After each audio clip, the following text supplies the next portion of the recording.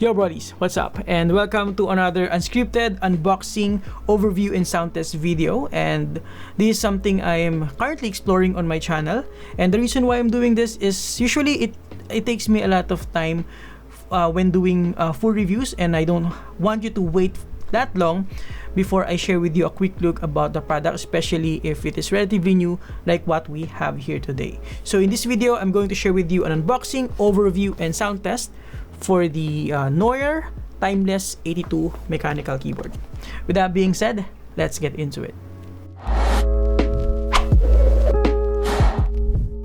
Alright, so right here we have the packaging for the Noir Timeless82. By the way, shout out to Gosu Gaming Gears for sending this in. Thank you very much, so that I can share with you a quick look of this keyboard, and so that you don't have to wait for my full review, just to get a bit of an idea of what this keyboard has to offer.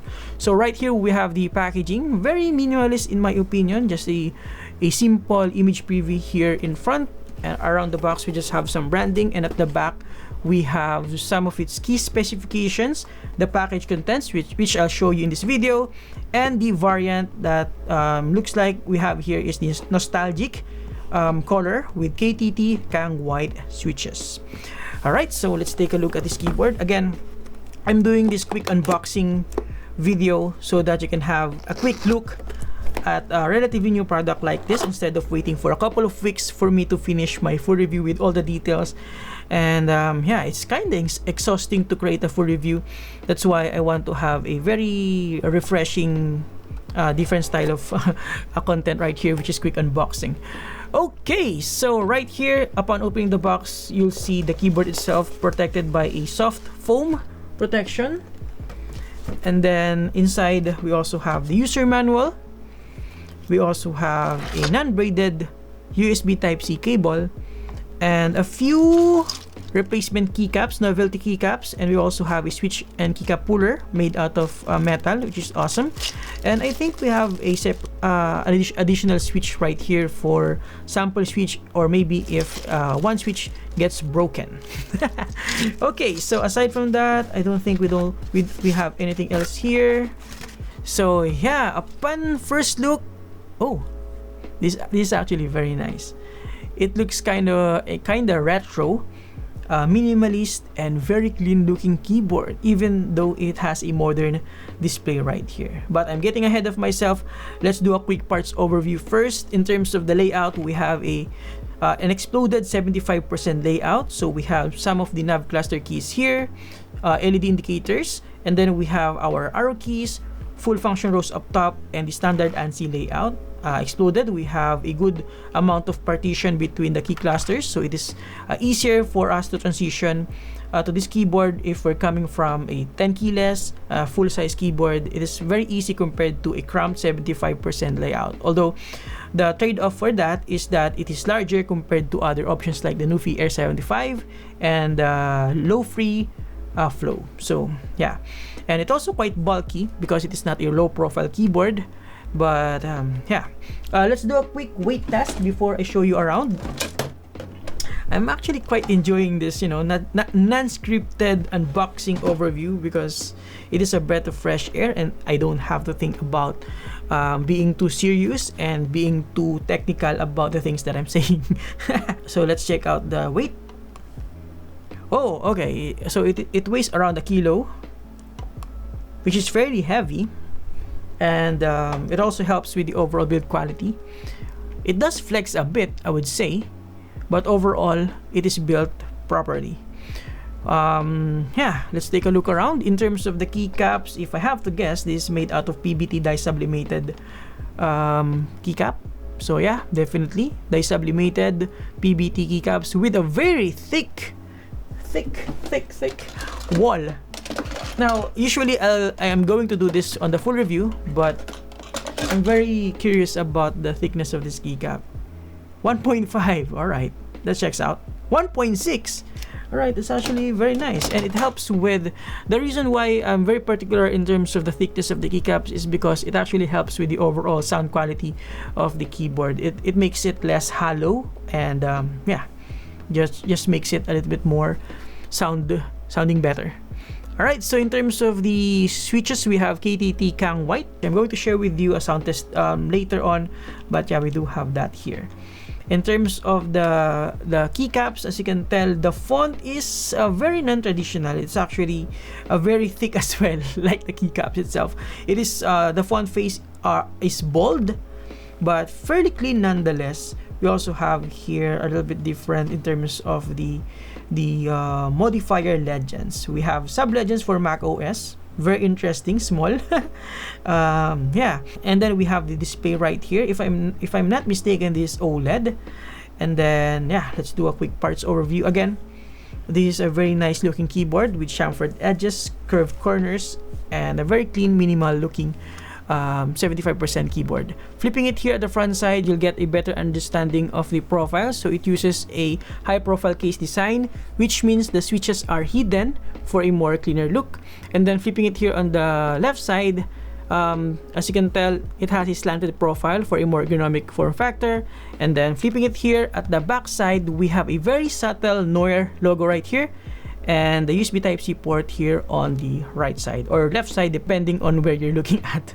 And then flipping it here all over at the bottom, we have a translucent bottom housing. We have 5 rubber feet. We have 4 flip-out stands with rubber tip as well, with 2 smaller flip-out stands to have a bit more options when it comes to the angle of this keyboard. We also have the 2.4 GHz dongle, which is just stuck in there using friction, not magnetic. There you go. It doesn't have any branding, but yeah. So we also have our switch here at the bottom for 2.4 Bluetooth and what is that? Type-C or USB Type-C wired mode. Aside from that, we also have a large badge right here for the Timeless82 branding, which is chrome and shiny. If I'm not mistaken, it has a plastic film on it. That's why it has a lot of scratches. I'm not going to remove that. I'll save that for the full review B-rolls. There you have it, guys. That is the unboxing for this keyboard. Before we move on, I'll share with you a quick sound test for this keyboard. Enjoy.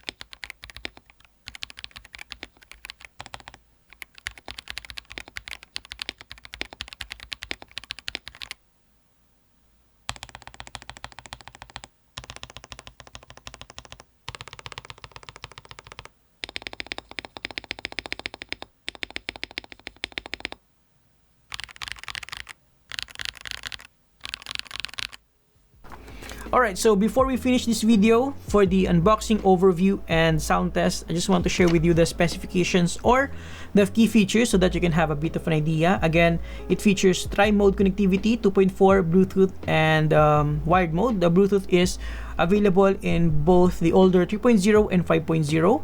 And then we have 82 keys in total with an OLED screen, so that's an OLED. And then we have 2 options in terms of keycaps, PBT and ABS. What we have here is apparently PBT. And then we have NQ rollover, which we'll test on the full review. Of course, we have RGB lighting, which we'll test as well on the full review. And then as well as the other features or other functionalities of this keyboard. So if you're interested, I can show you the manual so that you can have all the information you need, just in case you cannot wait for the full review. There you have it, guys. So thank you very much for watching. Let me know in the comments below again what you think about this quick unboxing overview and sound test for newly released products that are coming in the channel, so that you don't have to wait 2 to 4 weeks for my full review.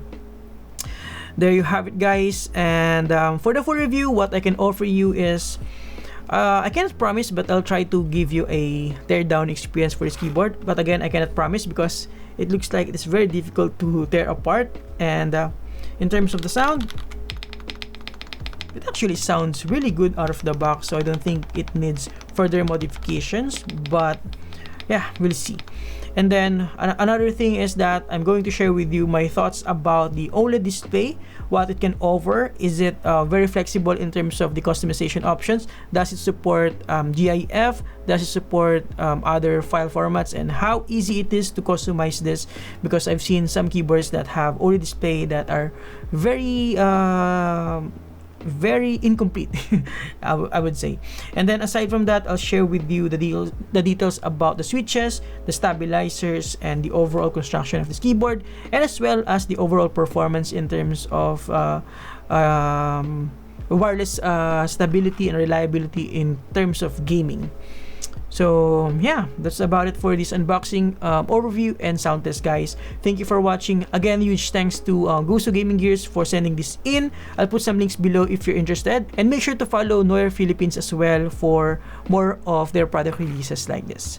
And there you have it, guys. Thank you for watching. Subscribe if you like this and for the full review. And as always, you're awesome.